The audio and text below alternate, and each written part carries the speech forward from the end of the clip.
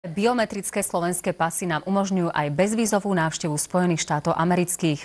Ak spĺňate podmienky, musíte len požiadať o cestovnú registráciu cez internet a zaplatiť poplatok $14. Dajte si však pozor. Existujú totiž falošné stránky, ktoré pýtajú viac peňazí, no s americkými úradmi nemajú nič spoločné. Toto je jedna zo stránok, ktoré ponúkajú záujemcom vyplnenie tzv. ESTA formulára za 29 eur, teda okolo $40.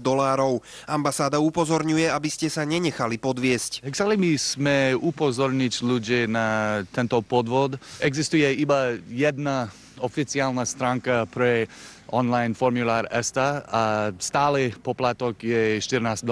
Ak sa teda na webe stretnete s neodolateľnou ponukou zaplatiť namiesto $14 40, dvakrát si to rozmyslite. V lani cestovalo do USA viac ako 41 000 Slovákov. Ak len zlomok z nich naletí nepravým stránkam, ich tvorcovia majú postarané o tučný zárobok. Určite ja viem, že niektorí ľudí už sú stratili peniaze.